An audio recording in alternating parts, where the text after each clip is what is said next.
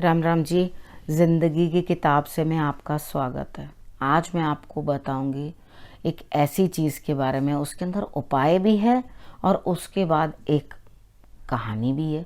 और ये एक सच्ची बात है, कोई मनगढ़ंत स्टोरी नहीं है। आपको मालूम है ज़िंदगी की किताब में सब जो है रियल स्टोरीज़ आती हैं, कोई भी मनगढ़ंत बात नहीं होती, रियल एक्सपीरियंसेस होते हैं लाइफ के। ठीक है। जीवन के अंदर जो भी कुछ होता है वो लोगों के, वही तो सारी पिक्चरें बनती हैं और वही कहानियाँ गढ़ी जाती हैं। तो यहाँ पर जो है सच आपके सामने रखती हूँ, न्याय आप करो क्या सही और क्या गलत। अब एक दंपत्ति थे, उनकी विवाह हो गया, शादी हुई। एक बहू उस घर में ऑलरेडी थी, उस घर से, ठीक है, एक लड़की ऑलरेडी उस घर में थी। अब वो प्रसन्न थी अपने फैमिली से कि फैमिली अच्छी है, तो यहाँ पर मैं अपनी छोटी बहन को भी अपने देवर के लिए लेकर आना चाहती हूँ। अब उसने अपनी मदर इन लॉ से ये बात कही कि भी मैं अपनी छोटी बहन को ले आऊँ इनके लिए। तो उन्होंने कहा कि हाँ बेटा ले आओ, वो जिस तरह के अच्छे तुम हो वैसे ही अच्छी वो भी होगी। अब ले आए वो। अब वो लड़की जो थी अच्छी थी नेचर से, घर बार सब संभाल रही थी, सब चीज़ सही हो रही थी। लेकिन जो प्रॉब्लम उन लोगों में हुई, संतान उत्पत्ति होने की दिक्कत हो गई। अब संतान उत्पत्ति हो नहीं रही या हो रही है ऐसा कुछ नहीं है, दोनों में कुछ भी प्रॉब्लम नहीं थी। संतान मझधार में ही हाथ छोड़ जाती थी, अर्थात 4 महीने हुए, 5 महीने हुए तो गर्भपात हो जाता था। ठीक है, संतान रहती ही नहीं थी, यानी कि गर्भ में उससे ज़्यादा समय संतान काट ही नहीं पाती थी। अब सब लोग बहुत परेशान, दुनिया जहान के उपाय कर लिए, सब कुछ कर लिया। अब बहुत ज़्यादा मतलब ये चीज़ें कॉम्प्लिकेट होती गई और लड़की भी फ्रस्ट्रेशन के लेवल पे पहुंच गई। हो जाता है जब एक बार भी आप माँ नहीं बन पाते तो भी आपका सारा ध्यान उसी चीज़ में लगा रह जाता है कि आप क्या करो। अब उसके बाद नेक्स्ट दोबारा तिबारा हर बार तो वो अंदर से संतान प्राप्ति के लिए इतनी ललायत होने लगी कि जिसका कोई अंत नहीं। लेकिन वो जितनी ज़्यादा ललायत होती और हर बार ट्राई करती, उतनी बार उसको मुंह की खानी पड़ती, यानी कि स्थितियां जो हैं बिल्कुल सही हो नहीं रही थी। तो अंदर से डिप्रेशन, अंदर से परेशानी, डिसहार्टन हो जाना, और उसके बाद इंसान बाहर शरीर से क्या मरता है वो अंदर से ही मरने लग गई। यानी कि शरीर भी खोखला होने लगा और उसके बाद आत्मा भी जो है वो रो पड़ी। बच्चे के अभाव में मृत्यु हो गई।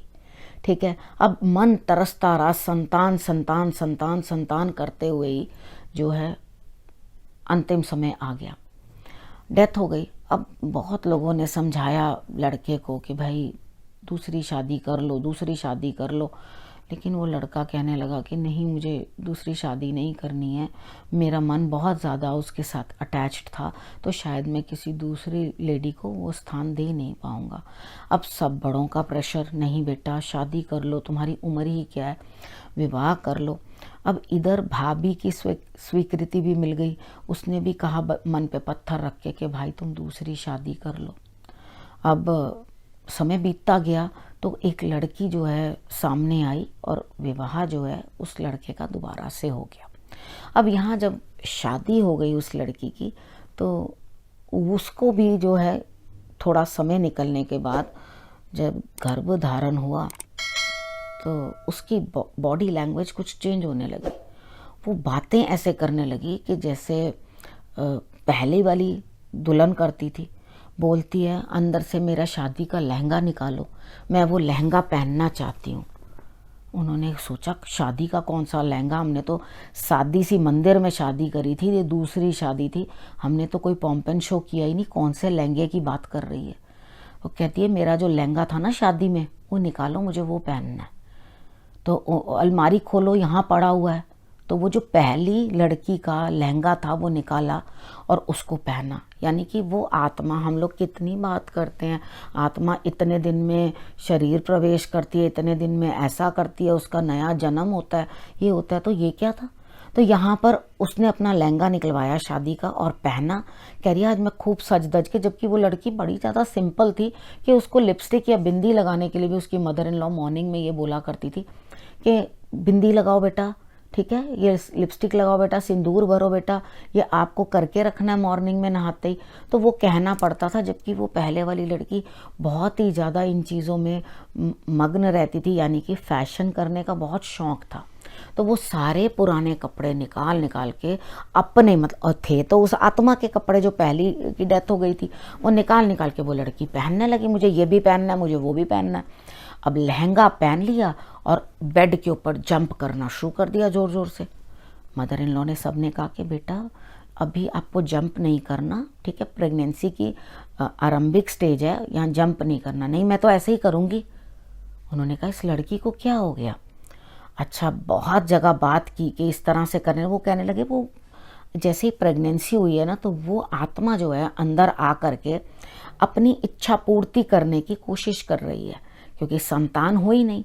इस समय में संतान हो रही है तो वो उसी शरीर के अंदर आ करके अपनी उस इच्छा को पूर्ण कर रही है कि मैं ही जो हूँ इस प्रेगनेंसी को जो है बेयर कर रही हूँ। अब वो लोग बड़े परेशान हो गए, करें तो करें क्या, करें तो करें क्या। अब किसी समझदार ने बताया, सियानों ने बताया कि एक काम करो, ठीक है, आपने करना क्या है, एक लॉकेट बनवाओ और उसके अंदर उस पहले वाली लेडी की पिक्चर जो है लगा दो, ठीक है। अब उसको लगा दो उसके अंदर और उसको इसके गले में डाल दो।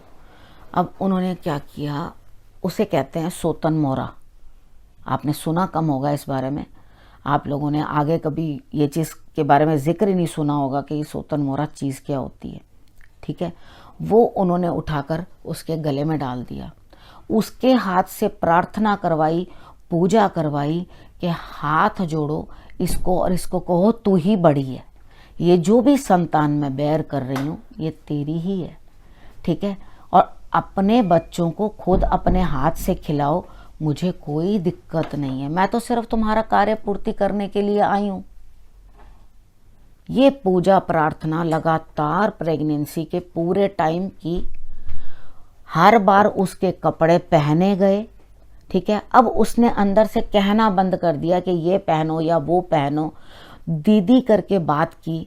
हर बार पिक्चर फोटो के आगे जाना, गले के अंदर वो पहन लेना उसको, सोतन मोरे को, और जाकर सामने फ़ोटो के आगे बात करना कि दीदी मैं आपका काम करने के लिए आई हूँ, आपकी संतान को जो है दुनिया में लाने के लिए आई हूँ, मेरी मदद करना। तो आज ऐसी कोई दिक्कत नहीं है। वो लेडी बहू और पोतों और दोतों से उसका परिवार भरा हुआ है। आज संतान की कोई कमी नहीं है। पुत्र हुए, पुत्री हुई, 2 संतान उनको अच्छी मिली। अब उसके आगे भी उनको जो है बच्चे प्राप्त हुए, बच्चों के भी बच्चे हुए, यानी कि वो अब नानी दादी बन चुकी हैं, ठीक है। तो यहाँ उनको जो बच्चे प्राप्त हो गए। अब ये था करामात एक ऐसे उपाय की। अगर आप में से किसी को भी इस तरह की कोई भी जीवन में या आपके जान पहचान में किसी को ऐसी समस्या आए, तो इस उपाय को गौर करना, ठीक से समझना और उसको दूसरे के काम में ले आना, ठीक है। छोटे छोटे उपाय जो हैं जीवन भी बेहतर बना देते हैं, लेकिन ऐसे इंसिडेंट्स जो सुनते हैं उन सब के रोम खड़े हो जाते हैं। मैं आज भी इस बारे में बात करती हूँ तो मेरे रोम खड़े हो जाते हैं। होपफुली आपको ये कहानी बहुत पसंद आएगी, ठीक है। तो ये एक चीज़ जो है उपाय के साथ मैंने आपको समझाई है कि कितनी बार जो होता है रूह जो होती है अपना मोह छोड़ नहीं पाती। अगर वो अपना मोह छोड़ नहीं पाती तो उसको किस तरह से टैकल करना होता है, ये मैंने आपको समझाया, ठीक है।